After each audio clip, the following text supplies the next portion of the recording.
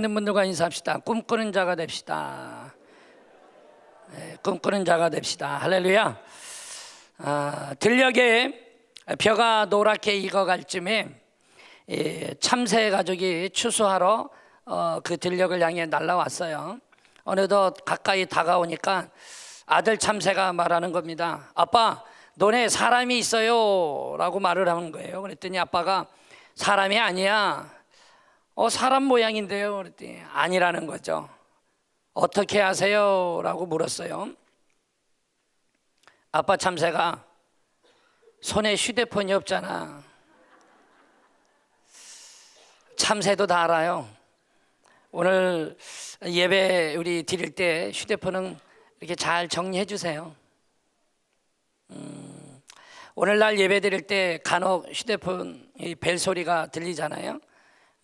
마침 들어올 때 정리를 못하고 들어와서 있을 수도 있는데, 우리가 예배를 드릴 때에 과연 나는 예배를 어떻게 생각하고 있느냐, 또 나는 하나님께 드리는 예배가 과연 어떠해야 되느냐에 대한 우리 한번 생각을 해보면 좋지 않을까. 요한복음 3장 16절에도 말하죠. 하나님이 이 땅에 우리를 너무나도 사랑해서 누굴 보내주셨더라?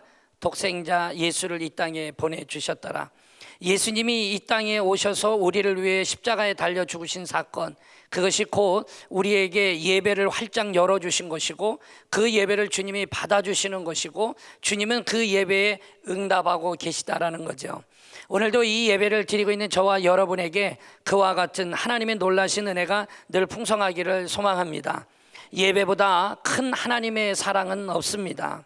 예배 시간에, 예배의 자리에 있도록 우리는 하나님의 사랑을 과연 느끼며 살고 있느냐라는 것과, 하나님께 예배보다 가장 귀한 것이 없다라는 이 사실을 늘 우리는 잊지 아니하고 오늘도 이 예배를 드릴 수 있는 우리 모두가 됩시다. 그래서 하나님이 찾으시는 참된 예배자, 그 하나님이 우리 가운데 찾고 계실 때에 바로 바로 여러분들이 하나님이 찾는 그분이 되기를 소망합니다. 할렐루야. 그 2,000명의 크리스찬들을 설문조사를 했어요. 설문조사를 했는데 그게 뭐냐면, 당신은 예배 시간에 왜 지각을 하십니까?에 대한 지각의 이유를 물었죠. 그 1등이 바로 뭐냐면 옷과 머리, 그리고 내가 교회 갈 준비하는데 늦어진 겁니다. 준비하느라. 이게 20.1%로 가장 많이 차지했고, 그 외에는 잠자리 늦게 들어서, 그래서 아침에 늦게 깼다라는 거죠. 또 습관적으로 아예 지각한다가 12.6%, 또 나는 안 늦어요, 우리 가족이 준비하는데 오래 걸려서 내가 늦는 거예요 라고 말을 하는 사람이 12.2%에 해당되고요. 어쨌든 간에 기타가 14.2%, 그리고 전혀 나는 주일날 예배에 절대로 지각하지 않습니다 라는 프로테이지가 14.5%가 나왔죠. 반올림해도 15%밖에는 되지 않는 거예요. 그러니 오늘도 이렇게 3부 예배를 앉아있는 성도님들 중에도 한두 번씩은 우리도 지각했을 경험들이 있죠. 그 지각했을 때 경험들을 생각해 보면 예배를 안 오려고 했던 것은 아닌데 이런저런 사정에 의해서 늦어졌죠. 우리가 한번 생각해 봅시다. 올 한 해, 오늘이 11월 마지막 주일이며 마지막 날입니다. 이제 올해는 31일밖에 남지 않았죠. 여러분이 올해를 살아오면서 나는 52주에 이 지금까지 살았던 48주 동안에 과연 나는 온전하게 예배에 지각하지 않냐고 예배를 잘 드려왔는지, 한번 다른 예배는 둘째치고 주일 예배만이라도 우리는 한번 고민해 보면 좋지 않겠느냐라는 거예요. 우리의 예배의 모습은 바른지, 우리의 예배를 주님이 받고 계실지, 우리가 드리고 있는 이 예배를 우리는 진정 신령과 진정으로 드리고 있는지, 주님 앞에 드려지는 이 예배를 최소한 나는 온 집중을 다해서 드리고 있는지 우리는 한번 돌아보아야 하겠죠. 여러분, 그렇다면 만약에 우리가 그 예배를 드리기 이전부터 예배에 대한 올바른 모습들이 있지 아니하다라면 우리는 다시 처음으로 돌아가야 합니다. 신앙 안에, 믿음 안에 온전한 예배로 여러분과 제가 세워지기를 원하고요. 하나님이 기뻐하시는 예배, 그 예배를 우리가 마음을 새롭게 다짐으로 드려질 수 있는 진정한 예배자가 꼭 되어지기를 주의 이름으로 축원합니다. 여러분, 모든 사람은 꿈이 있는 사람과 꿈이 없는 사람으로 구분이 된다라고 이야기를 합니다. 그런 점에서 사람은 꿈꾸는 존재라는 걸 알 수 있죠. 꿈이 있어야 사람다운 사람이 되어진다라는 말이 있습니다.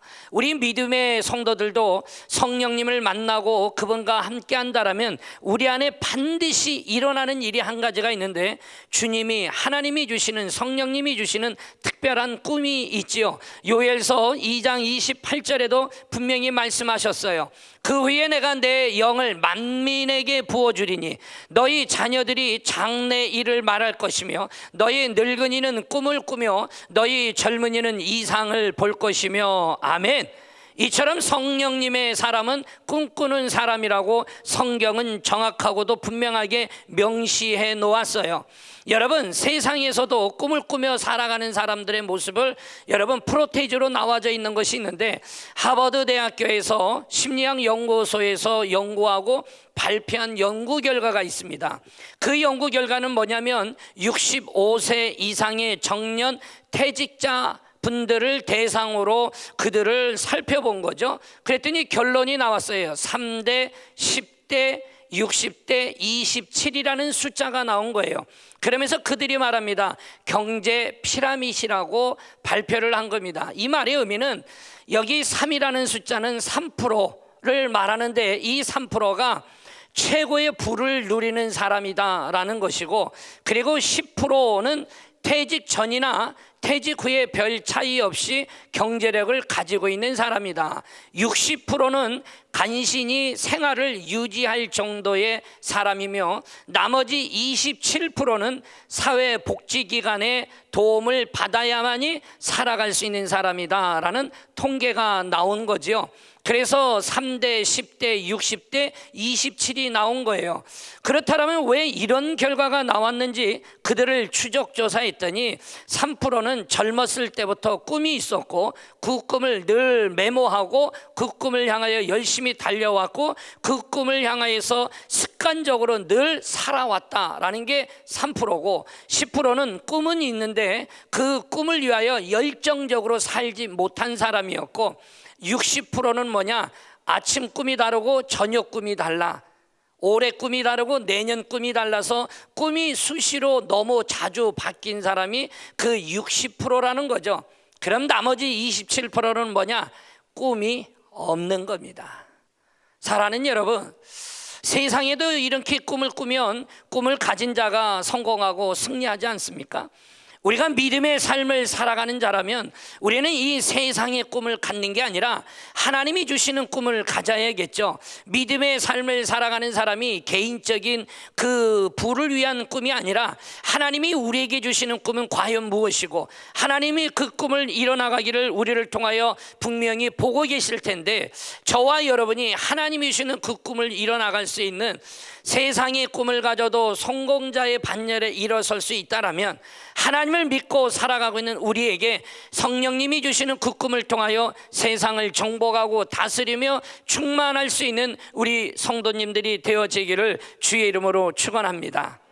한 목사님이 계셨어요. 교회를 개척하기 위해 부단히 노력하셨습니다. 그래서 신학교를 입학하고 신학교 1학년 때부터 열심히 나는 개척의 꿈을 가지고 있다라고 말하면서 열심히 준비를 했죠.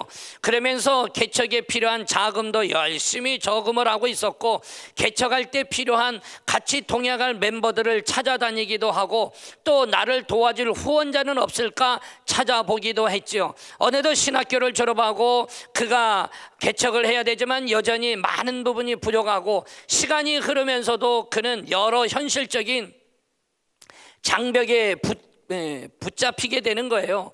이러다 보니 좌절이 되어지고 낭망이 되어진 중에 하나님께 끊임없이 기도하는 거죠. 하나님, 내가 개척을 하고자 하는데 열리지 않는다라는 거예요. 그때 하나님의 음성이 그에게 들린 겁니다. 너무 개척하지 말고 너나 개척해라 라는 음성이 들렸다라는 겁니다. 이 말은 뭘까요? 하나님이 개척을 원하지 않는다라는 얘기가 아닌 거죠. 다시 말하면 그 개척을 이루어 가실 분은 하나님이신 것이고, 너가 자금이 있느냐 없느냐가 중요한 게 아니라 열어줄 자가 나라면 너의 환경과 처지는 열어갈지라도 내가 역사할 것이다라는 거죠. 그러니 너는 그것을 이루어가기 위한 너의 준비보다 너 자신을 변화자로, 너 자신을 하나님의 사람으로 먼저 다스리고 세우라고 말씀해 준 겁니다. 사랑하는 여러분, 이 말은 뭘까요? 기독교는 남을 변화시키는 종교가 절대 아닙니다. 너나 잘하라는 거 되지 않는 거예요. 기독교는 나를 변화시키는 겁니다. 내가 변화되는 겁니다. 내가 하지 않는데 당신 하세요라는 말은 말이 맞지 않는 겁니다. 기독교는 자기 변화가 우선인 거예요. 남보다는 먼저 자기 자신이 변화되는 종교가 바로 기독교라는 거죠. 오늘 읽었던 본문, 바로 사도 바울이 그 말씀을 한 겁니다. 오늘 읽었던 본문의 앞부분 상반절에 그런 말을 합니다. 너희는 믿음 안에 있는가? 너희 자신을 시험하고 너희 자신을 확증하라 라는 말을 하죠. 여러분, 이 말이 뭘까요? 여러분에게 말하고 있는 거예요. 자기가 믿음이 있는지 없는지 스스로 시험해보고 스스로 뭐 해봐라? 점검부터 먼저 해야 된다라고 말씀하고 있습니다. 11개월을 살아왔던 여러분의 믿음은 어떻습니까? 누군가의 강요에 의해 예배를 드려지고 있습니까? 누군가에 끌려 나와 있기 때문에 예배를 드립니까? 아니면 내가 맡겨진 뭔가 내 사역이 있어서 그 사역에 어쩔 수 없어서 나와서 드리고 있습니까? 그렇다면 우리의 믿음이 어떠한지를 우리는 조사하고 확증해야 된다라고, 여러분과 내가 먼저 믿음 위에 잘 세워지는 것이 중요함을 오늘 성경은 우리들에게 말하죠. 저는 여러분들에게 오늘 세 가지만 간략하게 말씀을 드리려고 합니다. 그렇다면 믿음의 성도들은 어떤 꿈을 꾸며 살아가야 될까요? 또 어떤 꿈을 가지고 살아야 되느냐라는 거죠. 그 첫 번째가 예배자라는 꿈을 꾸어야 됩니다. 할렐루야! 여러분 모두가 먼저 좋은 예배자가 되시기를 주 이름으로 축원합니다. 옆에 있는 분들에게도 축복해 주십시다. 축복해 줍시다. 당신은 최고의 예배자입니다. 마지못해서 하지 마십시오. 진짜 마지못해 하지 마십시오. 잘 정성껏 해주세요. 시작. 할렐루야. 정성껏 부어주면 왠지 모르게 마음이 즐거워요. 좋아. 누군가를 축복해 준 거 아니에요? 최고의 예배자. 왜? 성도의 기본은 예배입니다. 예배가 우선이라는 거죠. 하나님이 인간을 만드신 목적이 뭡니까? 하나님은 우리를 예배자로 부르셨죠. 이사야 43장 21절에 말하죠. 이 백성은 내가 나를 위하여 지었나니 나를 찬송하게 하려 함이니라. 아멘. 여기서 말하고 있는 찬송하게 한다라는 말이 뭡니까? 바로 예배를 말하고 있는 거예요. 여러분, 이 우물가에 찾아 나왔던 수가성 여인에게 예수님이 하신 말씀이 무엇이었습니까? 하나님은 어떤 사람을 찾는다라고 성경은 말씀해 주고 있습니까? 우리 하나님은 참으로 예배하는 자를 분명히 찾으신다고 요한복음 4장 23절에 말씀하셨어요. 아버지께 참되게 예배하는 자들은 영과 진리로 예배할 때가 오나니 곧 이때라. 아버지께서는 자기에게 이렇게 예배하는 자들을 찾으시느니라. 아멘. 할렐루야. 사랑하는 여러분, 하나님의 사람은, 즉 그리스도인들은 예배로 시작을 해서 일생을 예배를 드립니다. 그리고 우리가 천국에 올라가서도 그 하나님을 경배하며 그 하나님 앞에 영원히 예배 드리는 것이 우리 그리스도인의 삶입니다. 그것이 성경은 우리들에게 말씀해 주고 있는 거죠. 그러니 예배가 우리들에게 기본이라고 말할 수밖에는 없는 겁니다.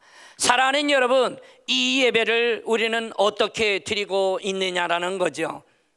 미국 콜로라도 오로라라는 시에 뉴스로 나온 것이 있었어요. TV 뉴스에 14시간 기다려서 먹은 햄버거라는 제목으로 뉴스 기사가 뜬 겁니다. 자기 동네에 햄버거 가게가 오픈을 했는데 그 유명한 햄버거 가게가 오픈하니까 그 햄버거를 사 먹겠다고 가게 매장부터 무려 3km의 긴 행렬, 자동차 행렬에 앉아서 14시간을 기다려 그들이 먹은 것은 햄버거였다라는 거죠.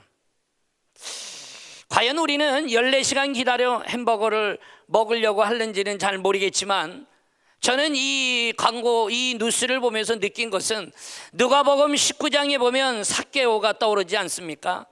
자기 동네에 예수님 오신다는 소문을 듣고 예수님을 만나려고 동네 입구로 나갔지만 이미 너무 많은 사람들에 의해서, 또 키가 작았던 삭개오의 입장에서는 그 예수를 만날 수가 없었죠. 그래서 부득불 어쩔 수 없이 불편하고 힘들고 또 많은 사람들의 시선은 있지만 그는 그 뽕나무라고 하는 돌 무화과 나무에 올라가서 거기에 걸터 앉아 그 예수님을 지켜보죠. 예수님은 그 삭개오를 보게 됩니다. 그가 얼마나 거기에 매달려 기다렸는지는 우리는 성경을 통하여서는 정확하게 알 수 없지만 절대로 짧은 시간 매달려 있을 것으로는 여겨지지 않습니다. 불편했겠죠. 엉덩이도 아팠을 것이고 힘들었을 겁니다. 근데 그가 왜 거기에 매달려 있습니까? 예수님을 만나기 위해서라는 거예요. 사랑하는 여러분, 지금 주님께서 우리와 만나기를 원하고 계시고 그 만나기를 원하는 우리에게 주신 최고의 축복의 자리가 바로 이 예배의 자리라는 거죠. 오늘도 여러분들이 주일 예배를 기다리시느라고 어제 저녁부터 밤잠을 설치셔서 14시간 기다리가 나오신 분 계십니까? 그래서 여러분들이 주무시고 계시는 거일 수도 있어요. 어제부터 너무 기다리다 보니까 진짜 예배 드리는 시간에는 입신 중에 계실 수 있죠. 사랑하는 여러분, 분명히 우리들 마음 안에도 이 예배의 자리를 저와 여러분이 사모하며 지킬 수 있는 우리가 되기를 원합니다. 올해 이제 딱 한 달 31일 남았습니다. 31일을 잘 마무리해 나가면서 오늘 주신 이 말씀처럼 저와 여러분이 꿈을 꾸며 살아갈 수 있는 진정한 예배자가 되기를 주 이름으로 축원합니다. 세계 당구의 챔피언인 윌리엄 호프 주니어라는 사람이 인터뷰 중에 당신이 어떻게 챔피언이 됐습니까? 당신은 어떻게 이렇게 집중력을 키울 수 있었습니까? 라고 말할 때 5가지를 나는 결심한 게 있습니다. 지금껏 그 결심을 어긴 적이 없지요 라고 인터뷰에 기사로 내놓은 게 있었어요. 그 첫 번째가 바로 뭐냐? 당구에 방해가 되는 모든 것들은 다 없애버렸습니다. 두 번째, 경기 중에는 모든 에너지를 그 당구에만 집중했습니다. 세 번째는 한 구 한 구를 완벽하게 치려고 최선을 다해서 했습니다. 네 번째는 내가 다음에 칠 동선의 그림을 머리로 먼저 그리고 하나하나를 칠 적마다 계산하며 내가 쳤습니다. 마지막, 내가 경기의 결과하고는 상관없이, 이기든 지든 상관없이 나는 매일 당구 연습을 끊임없이 계속 했습니다. 이 5가지를 결심했다라는 거예요. 그리고 최고의 자리에 오른 거죠. 저는 여러분과 저에게 원칙을 예배로 바꾸자면 바로 우리가 첫 번째로 예배에 방해가 되는 모든 장애물을 제거합시다. 2층은 조용한 거 보니까 가지고 계시려나 봐요. 예배에 방해가 되는 모든 것들을 제거합시다. 할렐루야. 예배 중에는 저와 여러분이 오로지 하나님께만 집중합시다. 세 번째, 드리는 모든 예배에 최선을 다합시다. 그냥 앉아있지 말자라는 거죠. 예배를 드리고 난 후에는 여러분이 저 성전문을 열고 나가 이번 한 주를 살아갈 때 내가 그 예배 드린 말씀대로 살려고 신경 쓰며 살아갑시다. 할렐루야. 그러면 내가 한 주를 살아가도 그냥 살아가지 않겠죠. 마지막으로 뭡니까? 상황은 어떨지라도 상관없이 언제나 예배에 다하겠다라고 결단하십시오. 할렐루야.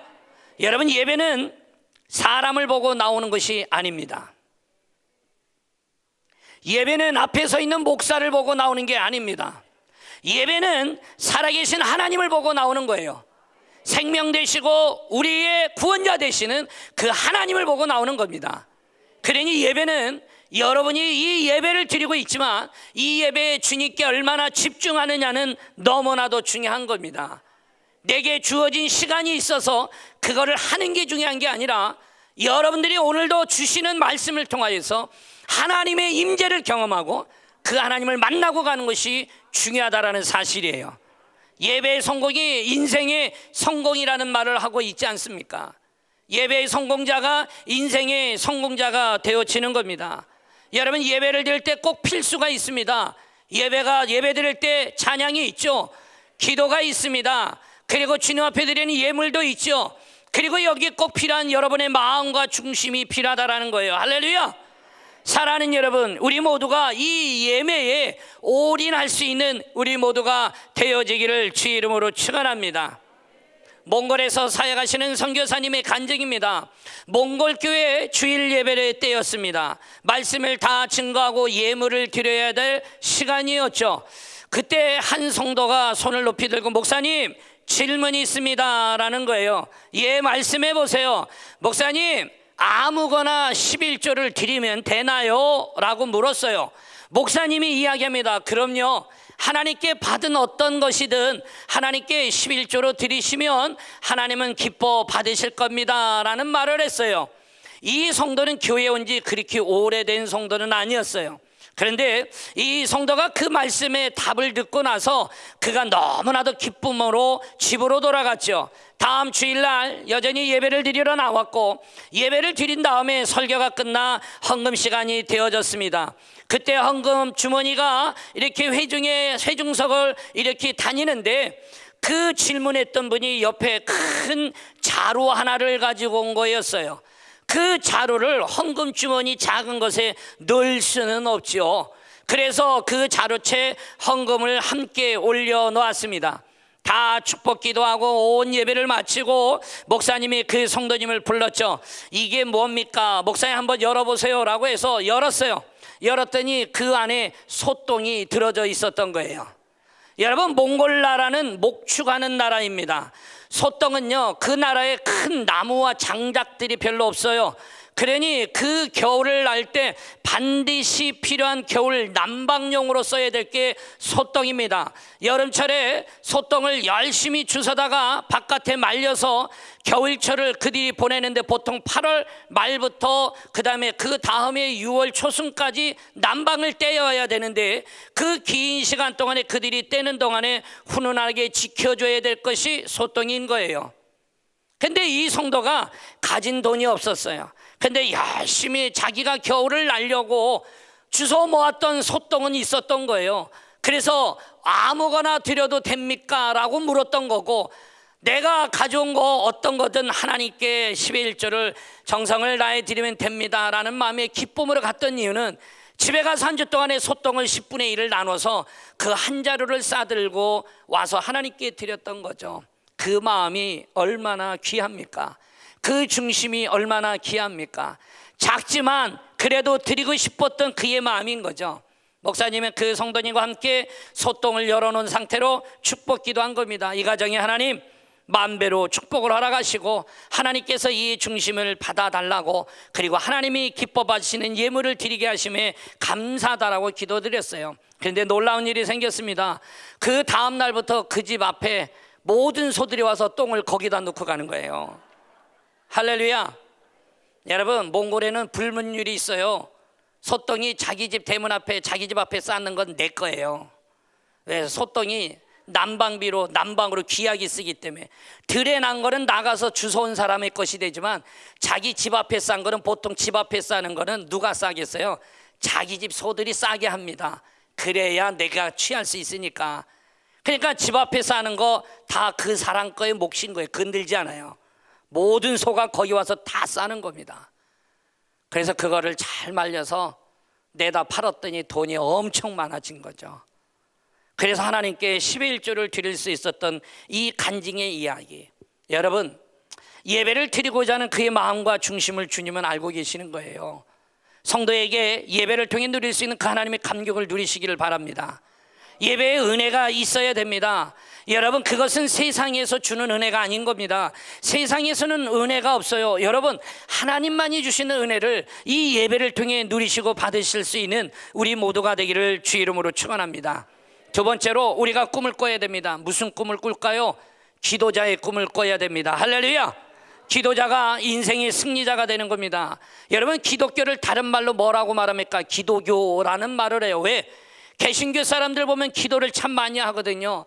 그래서 기독교를 기도교라고 부르는 이들도 있어요. 신앙의 사람은 적어도 기도하는 사람이어야 합니다. 기도하는 사람이 또한 하나님의 능력의 사람이 되어지는 거예요. 기도는 하나님의 능력을 빌려 쓸 수 있는 우리에게 통로의 역할을 하고 있기 때문인 겁니다. 그러니 기도의 사람이 승리자가 되어질 수밖에 없죠. 여러분, 종교개혁자였던 마틴 루터는 이런 말을 했어요. 가장 작은 인간이라도 무릎을 꿇고 있으면 가장 강한 사람이 된다라고 말을 했고, 가장 연약한 기도일지라도 가장 강한 마귀를 이길 수 있다라고 이야기를 했어요. 오늘도 이 예배를 드리고 있는 여러분, 기도자가 되십시오. 여러분, 기도의 사람이 승리의 사람이 되어지는 겁니다. 기도의 성공자가 인생의 성공자가 되어지는 거예요. 올 한 해를 여러분이 11개월을 살아오면서 여러분들이 과연 기도 생활을 제대로 못하고 살아왔다면 여러분, 우리는 이대로 살아갈 수는 없죠. 하나님은 분명히 우리에게 꿈을 꾸라고 말을 하고 있으니 26년부터 여러분의 삶에 기도의 자리를 만드시고 여러분이 기도를 하심으로 하나님이 주시는 그 축복을 누릴 수 있는 우리 모두가 반드시 되어지기를 주 이름으로 축원합니다. 성경은 우리에게 어떤 기도를 해야 되는지 가르쳐주고 있어요. 그 첫 번째가 데살로니가전서 5장 17절에 말하죠. 쉬지 말고 기도하라는 겁니다. 여러분, 기도를 꿈꾸는 자는 기도를 쉬면 안 됩니다. 항상 기도의 자리에 나아가라고 주님은 말하고 있죠. 누가복음 22장 32절에도 주님이 말합니다. 믿음이 떨어지지 않기 위해서 기도하라고, 네 믿음이 떨어지지 않기를 기도하였노니 라고 말하듯이 우리의 믿음이 떨어지지 않도록 우리 또한 기도해야 합니다. 마태복음 26장 41절에도 말을 합니다. 시험에 들지 않게 깨어 기도하라고 말하고 있죠. 여러분, 왜 자꾸 시험에 걸려 넘어지고 있습니까? 기도하지 않기 때문에 그래요. 왜 내가 연단과 어려움 속에 계속 허덕이고 살아갑니까? 내가 기도하지 않고 있기 때문이라고 성경은 우리들에게 말하고 있죠. 여러분, 에베소서 6장 18절에도 우리에게 말합니다. 남을 위해서 기도하라는 말을 하죠. 맨 마지막 구절에 말하죠. 여러 성도를 위하여 구하라, 중보기도할 것을 말하고 있는 겁니다. 여러분, 성경은 누가복음 6장 28절에도 우리에게 기도할 것을 말하는데, 너희를 모욕하는 자를 위하여 기도하라. 이 말은 뭘까요? 너의 원수를 위해 기도하라라고 성경은 가르쳐주고 있는 겁니다. 오늘도 이 자리에 있는 사랑하는 여러분, 원수를 위해 기도할 수 있는 자가 되기를 소망합니다. 모세가 기도의 자리에 나왔을 때 어떤 일이 일어났습니까? 이스라엘의 역사가 바뀌었습니다. 마틴 루터가 기도의 자리에 나왔을 때 그의 생명의 위협은 받았어도 로마 카톨릭이 흔들렸습니다. 여러분, 요나다 에즈워드 목사님이 기도 자리에 나왔을 때 다 심령이 깔아져 죽었던 그 땅에 영적 대각성 부흥이 일어났어요. 요한 웨슬러 목사님이 기도하러 나왔더니 이 지구촌이 자기의 교구가 되어지는 역사가 일어났어요. 여러분, 조지 휘필드 목사님이 기도의 자리에 나와 그가 수많은 영혼을 구원하고 건지는 주의 선교사와 같이 쓰임받는 구원자가 되어졌어요. 여러분, 조지 밀러 목사님이 기도의 자리에 나왔더니 수천 명의 고아를 먹여 살리며 그들을 행복하게 세워나갔습니다. 사랑하는 여러분, 오늘 우리도 기도 자리에 나가야 합니다. 여러분의 말이 필요한 게 아닙니다. 기도의 자리에 있어야 된다는 사실이에요. 기도의 사람이 됩시다. 기도의 자리를 여러분이 애써 찾아가는 자가 됩시다. 그래서 곳곳마다 기도의 능력의 역사를 불러일으킬 수 있는 우리 교회가 되어지고 여러 성도님들이 되어지는, 우리가 바로 기도자의 꿈을 꾸며 살아가는 우리 모두들 되어지기를 주 이름으로 축원합니다. 마지막으로 여러분, 우리가 꿈을 꿔야 될 것은 전도자의 꿈을 꾸어야 됩니다.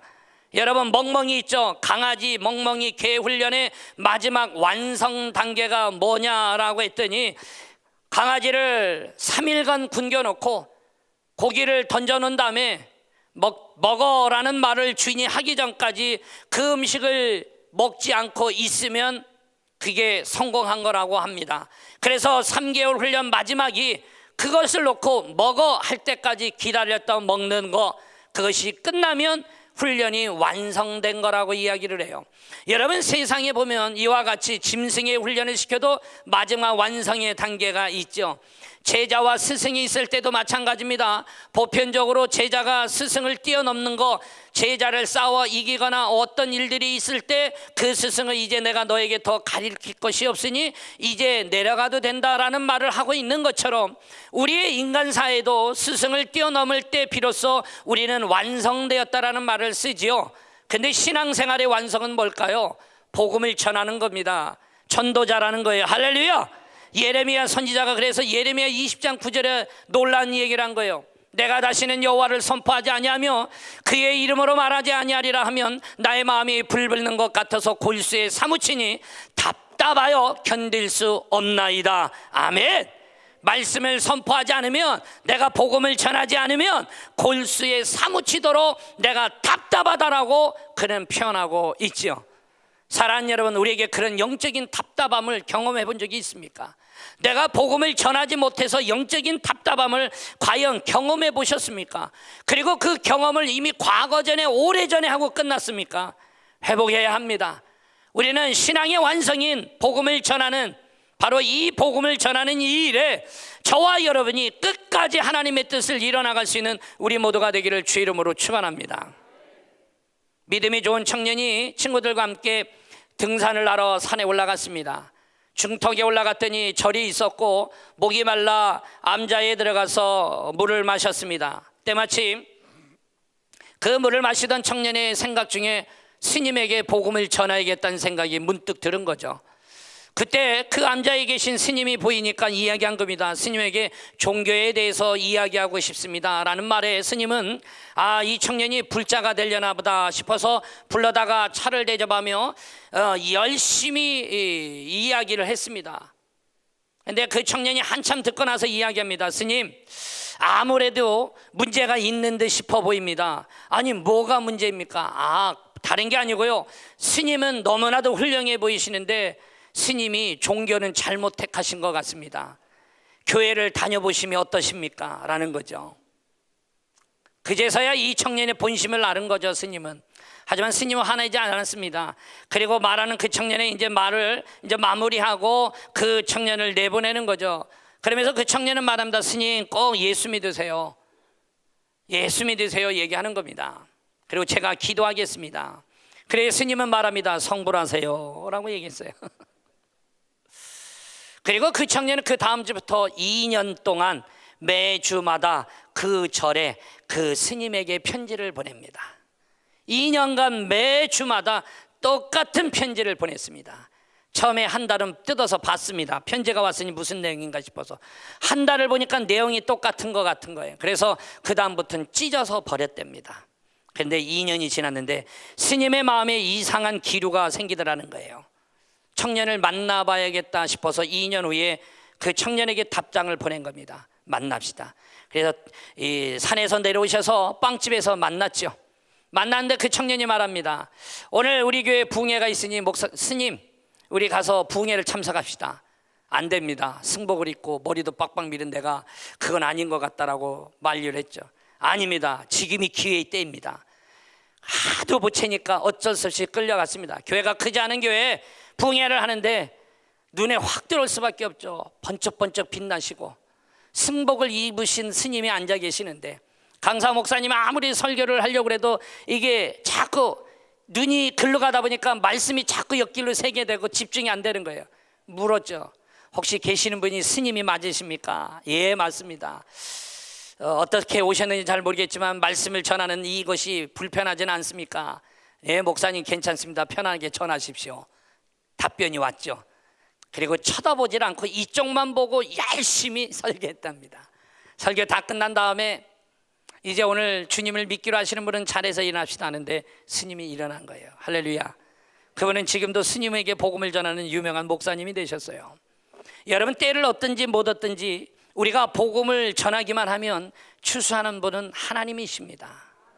여러분, 사도 바울은 그래서 우리에게 말해줘. 고린도전서 3장 6절과 7절에 말한 겁니다. 나는 심었고 아볼로는 물을 줬을 때 오직 하나님께서 자라나게 하셨나니 그런즉 심는 이나 물 주는 이는 아무것도 아니요 오직 자라게 하시는 이는 하나님뿐이니라. 오늘 이 자리에 있는 사랑하는 여러분, 주님이 우리를 불러주셨습니다. 여러분 11개월을 살아오면서 꿈 없이 살아오셨습니까? 온전한 예배자로 살지 못하셨습니까? 온전한 기도자로 살지 못하셨습니까? 온전하게 복음을 전하지도 못하고 살아오셨습니까? 오늘 주님은 우리에게 말씀하고 있는 거예요.